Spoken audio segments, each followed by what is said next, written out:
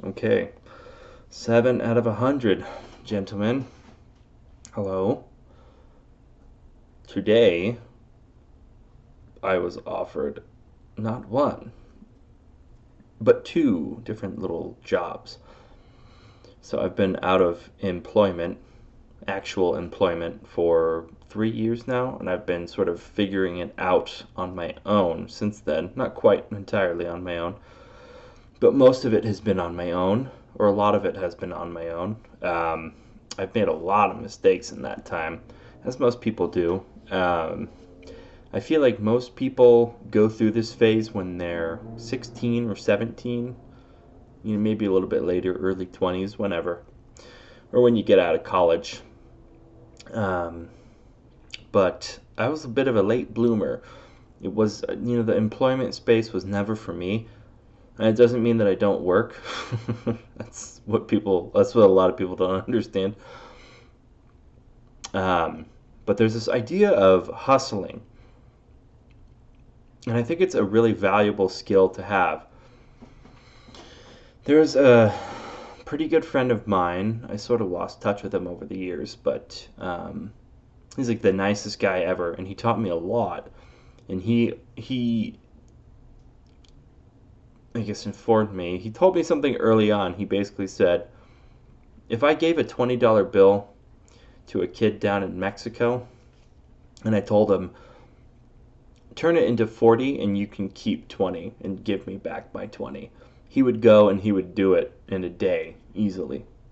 And that spirit and that attitude and that, I'm going to call it a skill because it is a skill. That skill is lost on Americans. And it was lost on me too, and still is to some degree. There's a lot that can be uh, there's a lot that can be gathered from living a hard life and being forced to do things that you don't necessarily want to do. If you've seen the movie The Greatest Showman, you notice at the beginning of the film, he's a kid, right? And he's literally standing there on street corners saying, newspaper, newspaper. It's not like he wanted to do that, right? He had to do that in order to survive. So he went through a certain experience in life that forced him to learn how to sell, basically, to learn how to make money. He was forced into that. No choice. And it's been that way for most of human history, quite honestly, right? You're born into whatever family you were born in, you got to do the tasks that you got to do, or else you die. That was, most pre-industrial revolution life. And it's easy to get away from that these days. It's easy to corner yourself and just isolate yourself and just do whatever the easy road is, which is employment, right? Employment is always easier than self-employment. It's always easier to find someone else to give you a job and say, tell me what to do. I want to be your little follower. You're the leader. I'm the follower. Give me money and give me a task. Unfortunately, when you have that kind of approach, you're always going to be making less than what you're worth, right? If you were making more than what you're worth, then you're in middle management.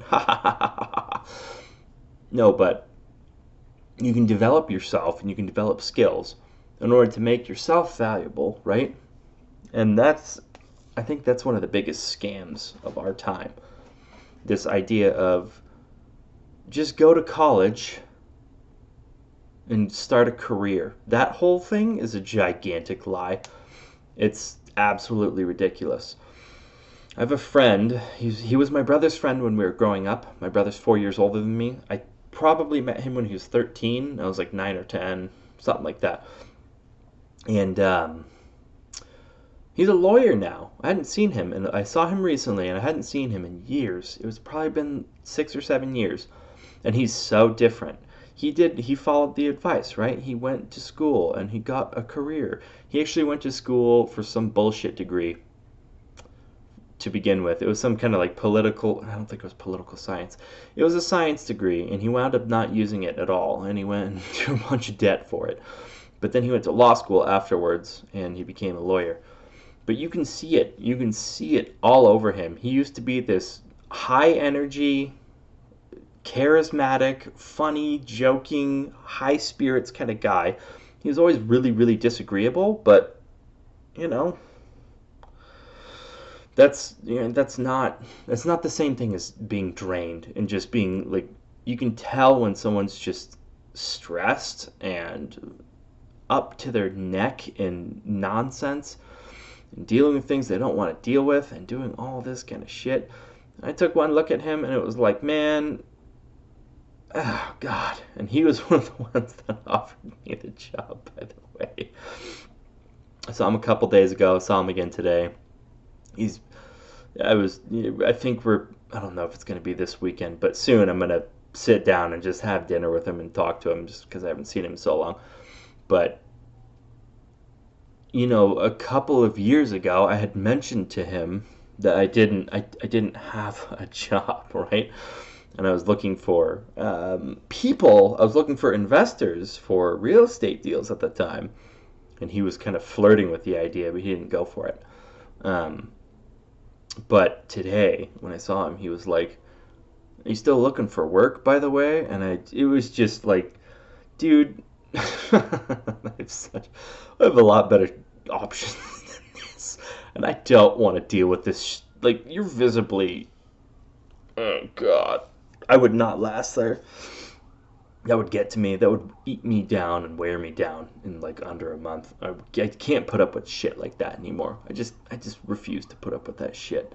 But I mean, I just like thinking about it, I'm like rubbing my face and shit, and I start itching, and it's just like, man, that sounds miserable. I don't like that at all. So he's one who offered me a little gig. Then I got offered another gig from another guy. He's a real estate guy, and he's been landing these little, small rehab jobs just from people that he knows. He knows a lot of people. And he was inviting me to join him on one, and I'm probably going to do it because it's easy and it's pretty good money. But, yep. So this is an important thing. It hasn't always been like this, I'll tell you that. When I first started, I had nothing at all. I had no real community, no real useful community. I had no real connections, no real useful connections, right? It has taken so long to get here, and I was such a green, naive little turd when I started. And I know that there are a lot of people out there who don't like their job, who want to quit they have this idea of quitting their job, right? And they'll study something like options or stocks or real estate or whatever, right? And then they develop this, it's almost like they develop an identity around that one investment vehicle, and they think, well, if I just keep working at my job, I can, start slowly investing into these things and dripping money into these things, and then in 30 short years, maybe I can quit my job, which to me sounds like a goddamn utter living nightmare. So instead of doing that, what you can do is you can learn and develop a skill of some sort. There are a million different skills out there. I would recommend something in sales or marketing. There's also there's this right here, right? Making videos and speaking and things like that. That's another one. Those make good money if you do it well and you do it right and you're consistent with it and all that kind of stuff. YouTubers make a lot of money. Sales is great, even if it's small ticket stuff. I never see people talking about insurance. I don't know why people don't talk about insurance. I mean, it's the most boring thing you'll ever do in your life, which is why I can't stand it. I can't stand insurance. So I get easily disheartened by it. And I don't know. I lose interest in it too quickly. It's way too boring. And money is not a big enough of an incentive for me to pursue it for a long period of time. I just don't give a shit. I guess. I don't know. I care about other things more. But it's strictly a money game. Anyway, get a job where you're learning a skill that can translate to all other fields, right? So even if you got fired at the job you're at now, you could just go somewhere else as a sales guy, because every business needs a sales guy. So go somewhere else. Ideally, you want to start your own business. You want to transition into that at some point. So if you can build the character, the attitude, the spirit that's necessary to be a good, valuable person. And what do I mean by that? A lot of people think that the gold is somewhere out there. Like the gold is in a mine somewhere, and I just have to get really good equipment and go digging and, pickaxe the mountain. But that's not true. The gold is actually within. The gold lies within you. That's what you find out. You as a person is what creates wealth. That is the thing that creates this idea of wealth that we have. So, yeah, you can get rich through real estate or stocks or whatever, right? But if you're in a job, even if you're like an engineer and you're making like 150 grand a year, right? That's your gross salary. Your take home's not going to be shit, right? You're going to get taxed and you're taxed into a fucking hole. So that sucks. Versus if you have your own business, you have business expenses and things of that nature, and you can reduce the tax burden. And if you're there's a whole game out there for offshore accounts. That is I briefly looked into it once, and it's complicated, and I wouldn't ever do it without a lawyer or an accountant, but and someone who specializes in it too. But I read stuff. I don't know if it's true or not. It's all just shit that I read on the internet. But you can basically evade paying any income tax up to a certain point if you have certain accounts in certain countries. Anyway, all good things, all good things. Fuck paying taxes, fuck the government. Yes, excellent, great. Anyway, skills and hustling and this kind of thing, you need connections, and you can make connections pretty quickly. If you're charismatic enough and you're friendly enough and you're valuable enough where you can start talking to people who are important people, right? They're important to you because they have a lot of money and you want to do something. You want to solve a problem for them in exchange for some of that money, right? And it's really not that complicated. You'd be surprised how blind someone can be when it's their business. This is how we operate. This is how humans operate. Sometimes when we're emotionally involved in something, be it marriage or kids or business or whatever aspect of life, right? We get so involved in it, and it becomes such this huge emotional ball that we can't unravel. It just gets way too tangled. So someone else comes in and says, hey, let me untangle that freaking ball for you. It's really not that complicated. Watch. And then you're doing something so great for someone. Sometimes they don't even know what the problem is, right? And you'll step in there and it's clear as day what the problem is, right? Your website sucks. Your marketing strategy sucks. You're spending no dollars on marketing. So, right, there's like a million different things that it can be.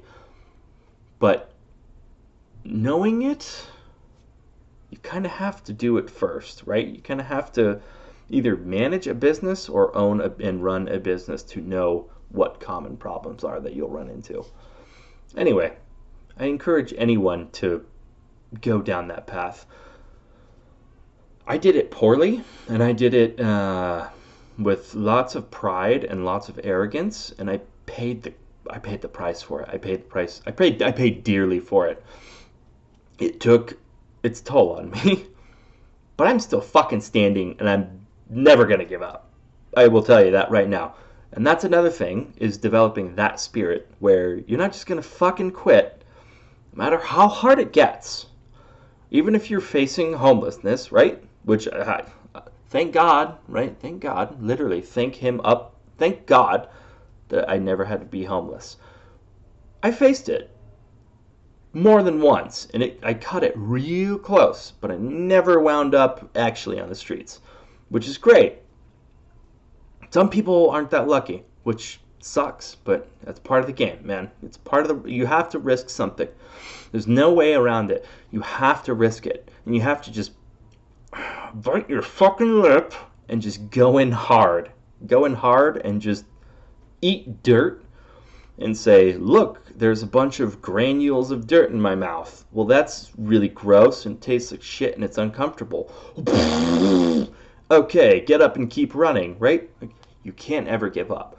That is the biggest thing.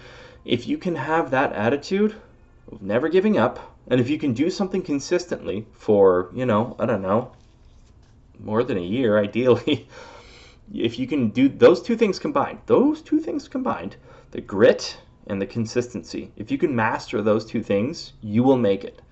Doesn't matter what it is, eventually, you will make it. So, that is my hustle message. It's not fun hustling, man. Depending on what stage you're at, if you're like brand freaking new, you have no idea what you're doing, you're green like I was, it's not fun. You get taken down so many pegs. You just get hammered and hammered and hammered, but you have to keep at it and you have to keep going. You got to grit your teeth, and you can't take the temptation. Do not take the temptation of taking another job. I've had that temptation so many times, and I've grown immune to it, which is nice.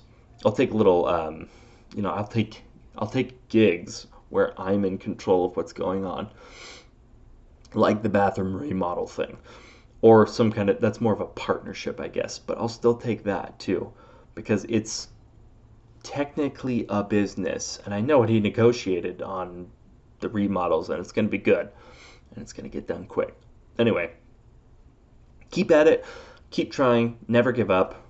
Be a goddamn entrepreneur. Don't be an employee. God damn it.